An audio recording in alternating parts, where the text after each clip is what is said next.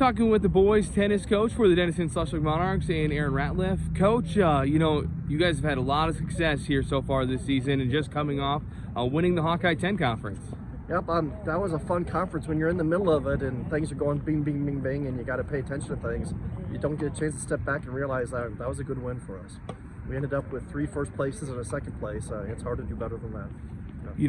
Just overall this season, is it turned out kind of how you expected to do so far? Yeah, but I mean, that's pretty typical for us. We have our easier matches at the beginning of the season and then scheduled later our tough matches. So we're getting into the meat of things this season. So we still got a lot of tough things coming up and we've got a lot of hope. So we hope we keep on doing well. What have added, kind of contributed to you guys doing the things I knew you guys expected it to, but still then it comes down to actually performing out there? Yeah, it helps having 5 of your top 7 back. So we knew that going into the season that we had a lot of experience back. And then they've worked hard on the practice court, and when we get to practice, we get to practice. And this year's been tough to practice with all the weather, but when we practice hard, and it's helping us, and we got good things going so far. Have you seen the growth that you've wanted to, like from last year to this year? I definitely have. When we have a match where we're not volleying really well and we go out and practice that, I can see the growth the next match after. We're really good at fixing mistakes, so I've been really happy with that this season.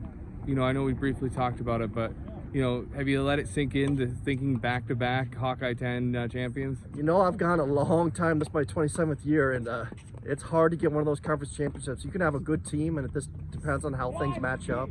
So I don't think it's set in yet, but it feels good to start winning these things.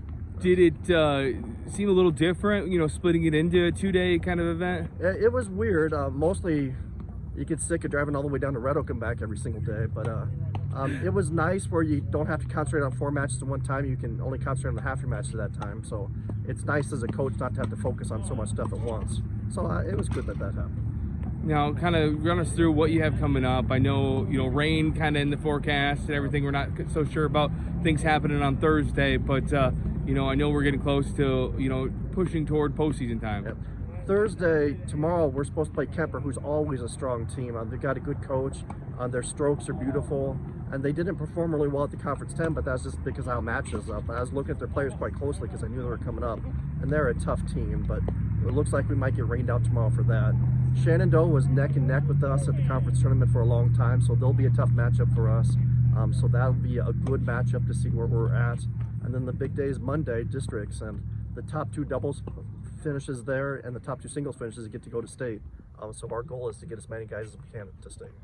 Well, Coach, keep up the hard work and good luck the rest of the way. Thank you very much.